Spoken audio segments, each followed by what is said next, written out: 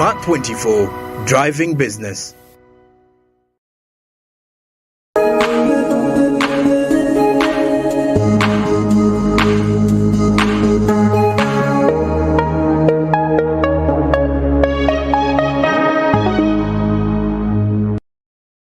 Welcome yet again to another episode of Women in Business. This is Doreen Kimcha, delighted to always have you on Smart 24 TV.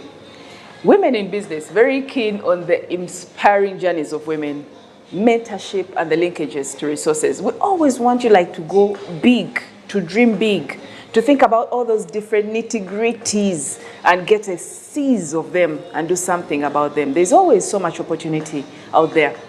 For the last couple of weeks, we've been covering women in tourism. And we are still elongating it. We are enlarging it. We are deepening it. For every other episode, we're going to be covering this until we milk it to the maximum. On this particular episode, we have an amazing young woman. She's part of a team. Just started out something beautiful. For those ones who are still holding back and saying, I need millions, I need billions, well, she's going to tell you a little bit about her journey and how she started. Welcome, Aisha. Thank you, Doreen. Delighted to have you. We have Aisha. Aisha and Mariam started off a Wafe Cultural Village. This is part of cultural tourism, and we were talking about in the last episode about the immense opportunity for cultural tourism in Uganda. Looking at the different activities that the different regions and the different tribes in Uganda have.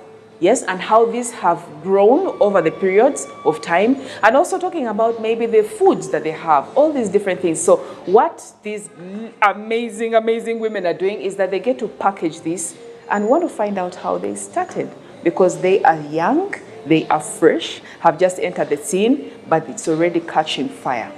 So listen in. Aisha, tell us about how you started. How you started. We want to find out, how did you start? Was it an idea you stole from someone? Was it an idea you had at the back of your mind because you were tired of working, being employed? How did it actually start? Thank you, Doreen, for hosting me on Smart 24. My name is Aisha Nabwanika, one of the founders of Wafe Cultural Village. How did we start? Yes, well, before I came up with this idea of starting a Wafe Cultural Village, I've worked in the tourism industry, particularly at UTA, which is Uganda Tourism Association, for over 5 years until 2020. So I've been learning in the process. Uganda is rich, Doreen, with over 56 different cultures.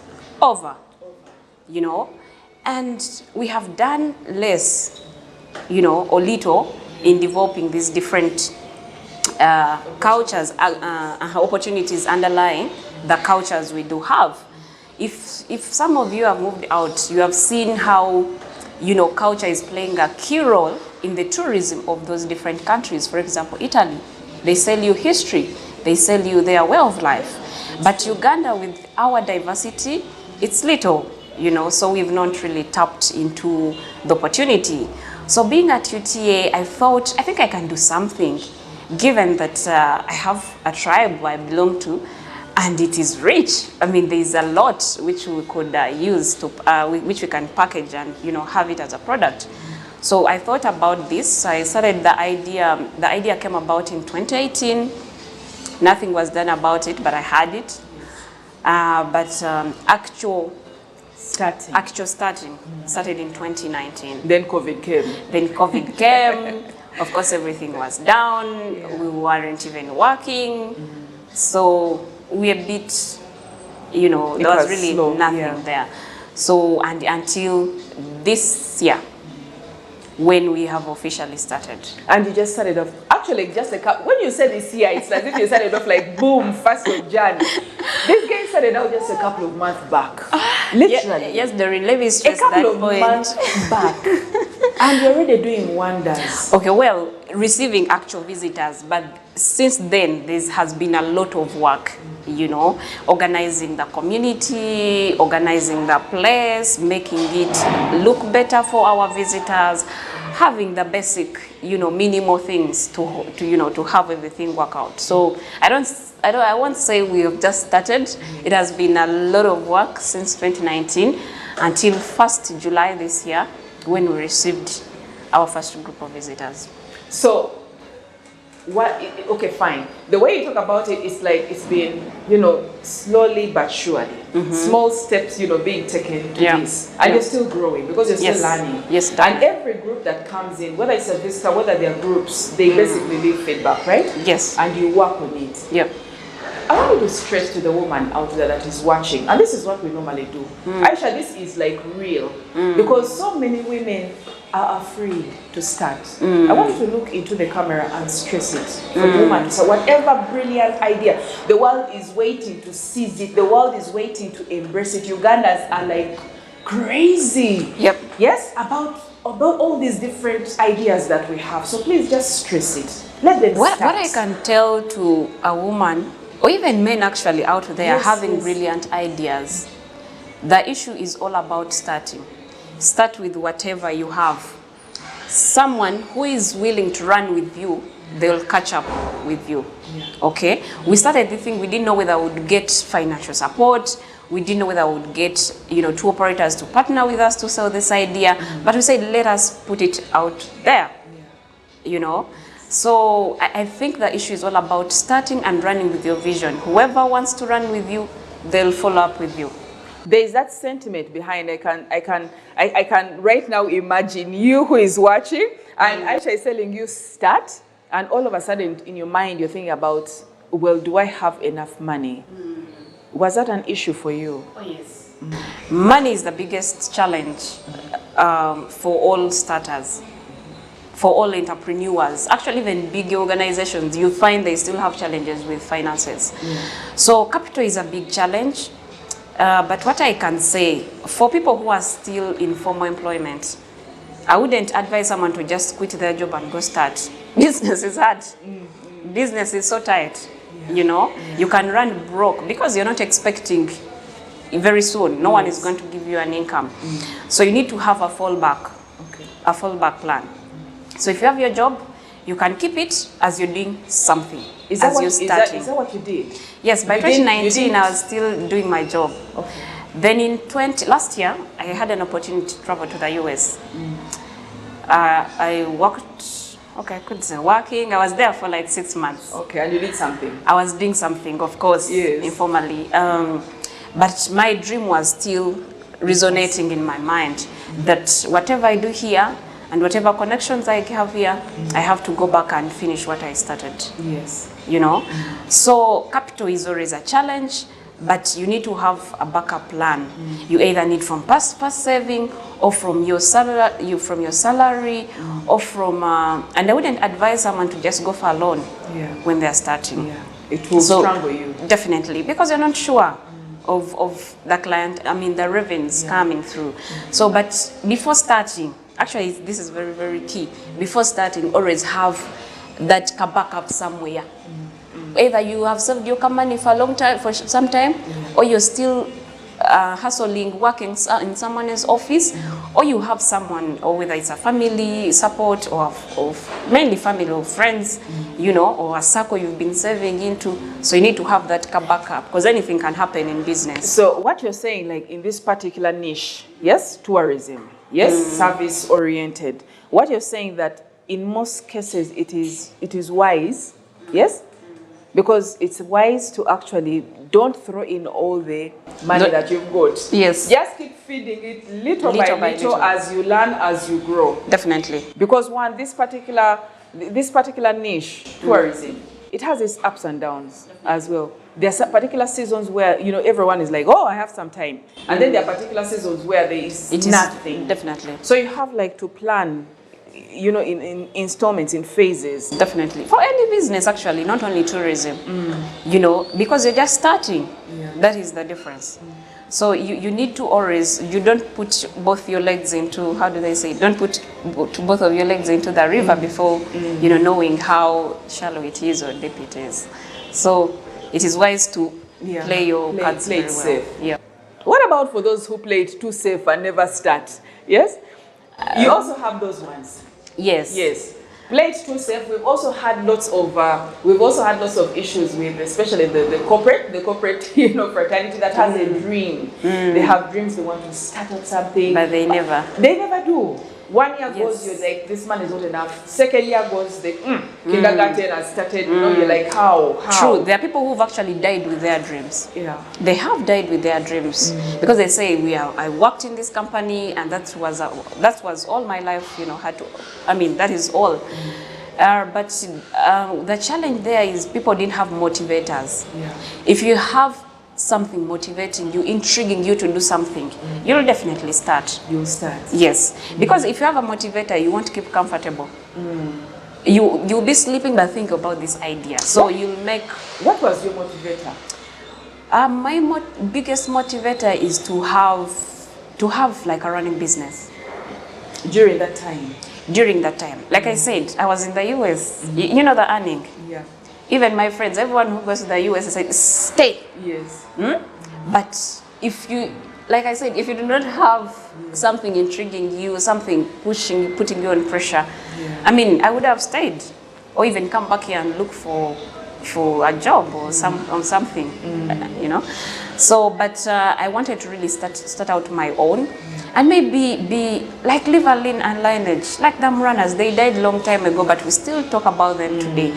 You know, even doing something for my community, because Ewafe is at my home, Ewafe. So even when I'm not there today, at least there will be something where someone's child in the village could benefit, you know, through either doing business with Ewafe, selling a product there, or getting a job there.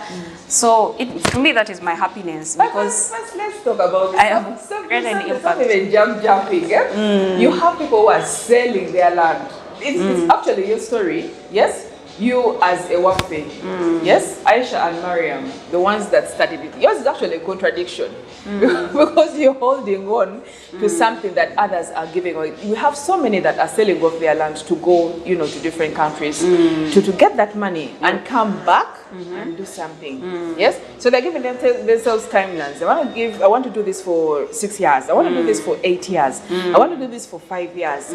But you find someone keeps pushing 5 years, and then they push again. I want to do another 3 more years. And by the time you get to see, you have 10 years. Yeah. You're 10 years abroad. You're working, but the money keeps going and going. Yeah. Now yours was different. Mine was totally different. Yours was actually people called me yours was a not even contradiction. being serious. I was like, how can you be stepping in the land of opportunities and leave and go back And then to you Uganda? come back. You know? To cook luombo and carry pots. And carry pots. You know, yes. and actually I was telling people and no one even understood the idea. I was like, no, stay here and get that dollar. So I was like, guys, if I need to rise, I need to rise from a poor country or from a developing country. You know, so I had to tell my colleagues there, let me go back, try out this. Maybe it will bring me back here, but not as a worker of sort, but rather selling business, you know, business linkages and all that. So whenever we're talking to women in business, we like to be as realistic as possible. Yes? Yeah. So I will ask, even earlier when you were still in the US, you had money coming in. yeah. You come back, you follow your dream with your sister and start this. Yeah. Are there moments when you were cash strapped, when you didn't have money? Yes. Oh my God. I want people to know the realities of business. Yeah. Yes? It's because tough. Sometimes people, they glamorize it. Yes. Yes, they tell you, oh, come, you start, let's do this. Opportunities are here. Exactly. You know, it's exactly. hard. Business is definitely hard. Yes, I was in the US, I got some money, but it got depleted in just Very a month. quickly. Very quickly, because I was doing capital In a month? intensive. Not even, you didn't even stretch it like for 3 months. Okay, just What were you earning? I was doing construction, and the people who've done construction actually Yeah. can testify to that. That Yeah. it's really demanding. Yeah. You know, putting up good bathrooms. Yeah. The structure itself, it's a very good thatch house. So it really got depleted so fast. In a month. Had you thought it was going to get depleted in a month? And of course, no. But I knew it would get done, and I thought I needed to have other avenues. But of course, when I was still there, I got an opportunity to, you know me, I always look at internet. Yeah. But I always look at opportunities. What opportunities can I take advantage of? So when I was there in the month of September, I saw NSSF on their WhatsApp page, on their Twitter page, and they were, you know, talking about, you know, the call for a high innovator. You first do Manyada. There is that program. You first do online. So I was like, I can start it from here. So I did that an academy. For I think like a month. That was also a very good one because every time I kept on reflecting, Ewafe, who are your competitors, Isaac? Who are Ewafe's competitors? Yes. What are our revenue streams? How are we planning to get money? Who are your, you know, strategic? So much I learned from that academy. It gives you clarity. Yes. It enabled me to make my business, to put my business in order. Then after they called for applying for the High Innovator Seed Fund, worth $20,000 US. So I was like, let's shoot and see. You know, of course, it wasn't easy because being a startup, most of the things are not in order. They ask you for contracts, they ask you for books of accounts, audited books of accounts, they ask you And you hadn't even started. And we hadn't even started. So how did you manage? Yes, we assumed we are running. Okay.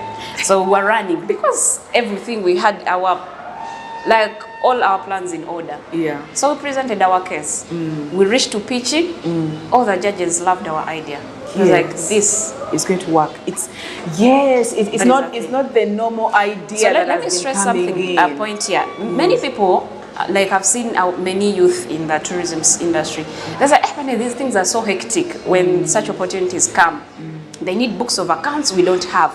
They need contracts. We've never given contracts to our employees. So they look at the requirement and then they chicken out. They'll be like, no. Great Lakes who've been, you know, who've been in business for long. But I and Mariam were like, no. Let's try, because we knew what our idea was. We knew, you know, how, you know, people will see it. So we went. I mean, like I've told you, we have just started officially this year. But how did you qualify for that 20,000? We made our case. It's making your case right. So I would really urge women there who chicken out because of the requirements, the audited books of accounts. These things are possible. You know, you can go and get your lawyer friend to draft for you contracts. You know, these books of accounts. You can ask. People never want to seek for information or to seek advice where need be. So I think it has been a big challenge for people. And the idea about it is reach out to as many for support. Right? Reach out to as many for support. You can't just die with your idea and the different challenges. You actually need people. You can't run alone. You always need an accountant with you. You need a lawyer person. You need media. Now you see. You need people. You know, who will really give you value. So to us, Stanbic Incubator has been a very big, I could say, mother or supporter to us. And it has actually also supported so many. And there are so many hubs. Mobs has a hub, Stanbic Incubator. Now even Smart 24, we are coming up with something for women. So I really think people should look out for these kind of opportunities. We are very keen as women in business on mentorship. One, because we know that there are so many things out there.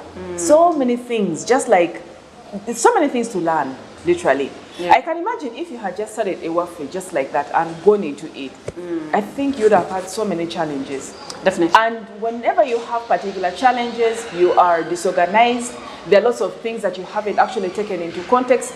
That means the different clients that come in are going to pick up on this vibe. Definitely. Yes? The different clients out there in their reviews and their feedback about your place are going to pick up also on the negative. Definitely. Yes? Definitely. And what does it do? And this negative, normally, those negative remarks that are actually aired out online and on social media, they never die.